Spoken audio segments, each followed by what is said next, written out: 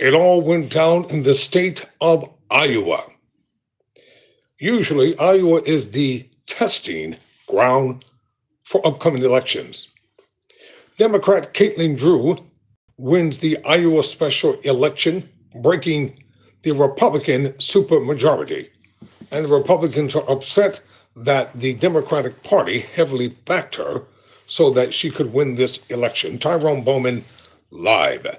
Let's get down to the story as reported in the USA Today. Democrat Caitlin Drew has pulled off a victory in a special election for the Iowa Senate, flipping a Republican-held seat and breaking the GOP's supermajority in the chamber for the first time in 3 years. Drew won with 55% of the vote to Republican Christopher Prosch's 44%, according to unofficial results from the Woodbury County Auditor's Office. Governor Kim Reynolds called the election to fill a vacancy in Iowa Senate District 1 after Republican Senator Rocky DeWitt died of pancreatic cancer in June.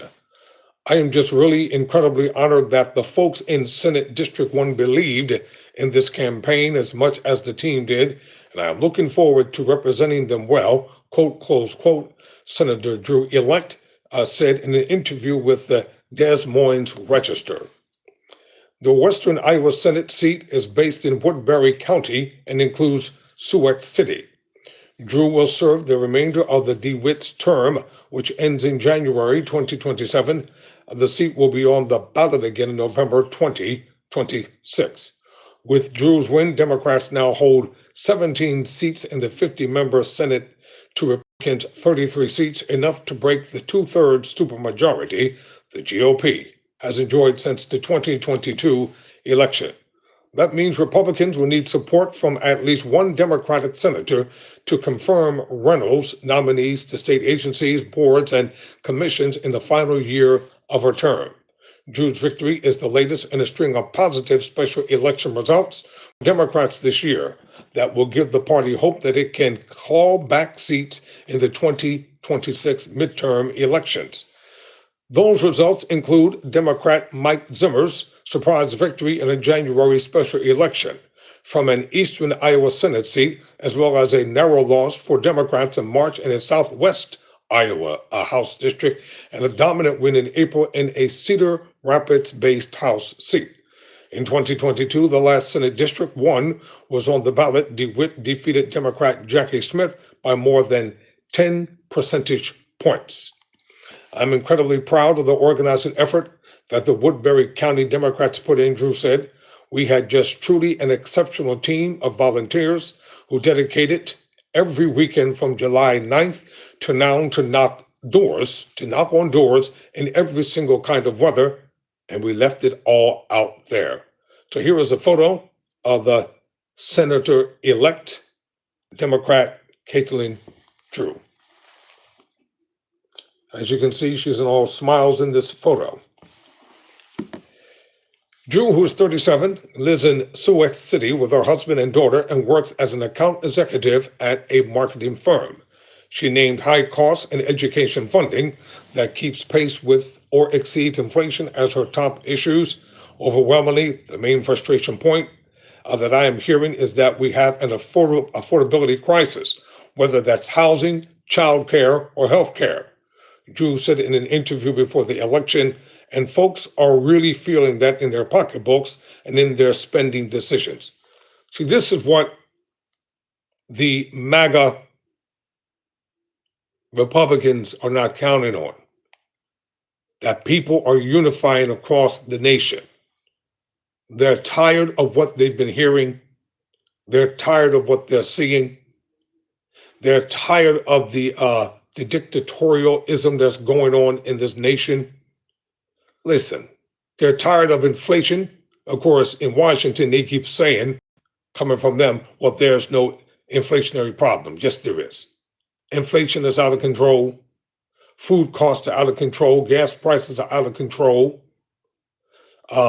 Education is out of control. Single mothers are having food stamps taken away from them. It's out of control. Healthcare, we know that's out of control. And so the question is, Why do they think they're going to be rewarded for the terrible job that they're doing? Yeah, let me tell you something. Another reason why she probably won, because Republicans, every day, MAGA Republicans are feeling the brunt of what's going on in these counties down in these Midwestern states. I read an article today, I'll probably talk about it. A farmer committed suicide because his business suffered greatly, and now they're trying to sell off all his assets. He had a thriving, booming business. And after the election took place with the roundup by ICE with all the immigrants and stuff, it destroyed his farming, agricultural business. Because the majority of the people that the farmer employed, they were immigrants. So since they came down there and rounded them up like they were cattle, hunted them down, now his business suffered, so he killed himself. Don't tell me that people are not having it hard. I talk to people every day from all walks of life. They're hurting. People want help. They need relief. They're tired of dealing with the status quo answers. They're tired of the snickering. They're tired of the Nazi-like presentation that's being presented on an everyday front. They're tired of being told that democracy is no longer within America. And this thing about they eating the dogs, they eating the rats, they eating the cats and all that kind of stuff, that was nothing more than a scare tactic, and it worked. And you know why he won? All because of hate. That's the bottom line. So speaking after her victory, Drew said she's eager to represent her district well. And right now, that means funding public education with a rate that meets or exceeds inflation and trying to make life a little bit more affordable for Iowans, she said. Drew said she's looking forward to talking to more voters in her district before she's sworn into office. That's how you do it, Senator-elect. Keep in touch with the people who voted you in. Let them know that you care about them. Don't go into the Senate office, the Senate chambers, and get lost. Stay in touch with everyday people. As a matter of fact, you need to continue to hold town meetings. Continue to let them know that you care about them. And they will reward you greatly with a full senatorial term. She said, I want to be as available as I possibly can in the months ahead of January to make sure that I'm really taking the wishes of Senate District 1 to Des Moines and doing a great job of representing them, she said. National Democratic groups like the Democratic National Committee and the Democratic Legislative Campaign Committee invested resources into the race and were quick to trumpet the results. The Democratic National Committee hosted phone and text banks in cooperation with the Iowa Democratic Party to turn voters out to support Drew. Iowans are seeing Republicans for who they are, self-serving liars who will throw their constituents under the bus to rubber stamp Donald Trump's disastrous agenda, and they're ready to change, DN Chair Ken Martin said in a statement. Wow. Now that's a strong statement. In a statement, Iowa Democratic Party Chair Rita Hart said Iowa voted for change. They did. They voted for change. They're tired of the lying Republicans. Catelin Drew will listen to the people, not the powerful, get our economy growing and bring down costs for families, Hart said. Christopher Prosch, an Iowa Republican, spent over $180,000 on this race while Democrats from all over Iowa came together to give money, knock on doors, and write postcards. Our state is ready for a new direction, and Iowa Democrats will keep putting forward candidates who can deliver better representation for Iowans. Heather Williams, president of the Democratic Legislative Campaign Committee, said the election results should send a flashing warning to the GOP. Voters are rejecting the failing MAGA agenda and leaving Republican candidates in the dust. Williams said in a statement, state legislative Democrats are delivering progress, responding to their community's concerns about the chaos in Washington, and providing the steady leadership voters are asking for. Leadership that has propelled candidates like Senator-elect Catelin Drew to victory this year. More special elections are right on the horizon, and we're just getting started. Both candidates received significant fundraising support from their respective state parties. Drew had raised $165,385 and spent $75,066 as of August 21, according to her fundraising report filed with the Iowa Ethics and Campaign Disclosure. She received $94,969 in kind support, $87,706 of which came from the Iowa Democratic Party. That includes spending on ad buys, postage, and digital fundraising. The Woodbury County Democratic Central Committee spent $1,022 on 500 fans printed with campaign information.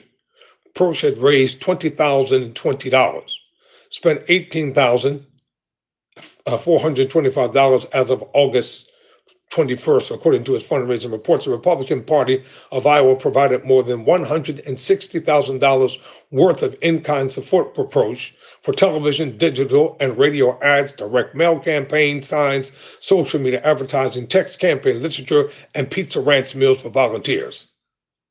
The Republican Party of Iowa Chair Jeff Kaufman criticized National Democrats for investing so heavily in a race that Drew won by about 800 votes. You know, these are some bitter, pathetic, rotten people. It's okay for them to invest all the money in their candidate, but when the Democrats did the same thing, they didn't like it. They're hateful, they're nasty, they're bitter. I keep telling people that. There's no good in Republicans. None whatsoever, none. They're all rotten, they're all one and the same. They're all liars, they lie all the time. And they do it with a straight face. And they don't care about the constituents. They got a nerve to come to these town hall meetings, and stand up on the stage and laugh. When people are voicing their opinions, when they're emotionally speaking from the depths of their heart, they have a nerve to stand up there and laugh at them and hide behind their bodyguards and smile and say, I'm proud of the work that we've been doing. Really? You're proud of destroying America? You're proud of destroying the economy? You're proud of destroying people's lives.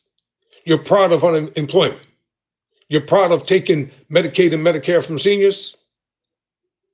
You're proud of just going along with any and everything for the sake of not being criticized. Well, the midterm elections are on the horizon. They've already started. And it's going to be a big wake-up call. And that's the way it goes. Someone said Abraham Lincoln was a good person.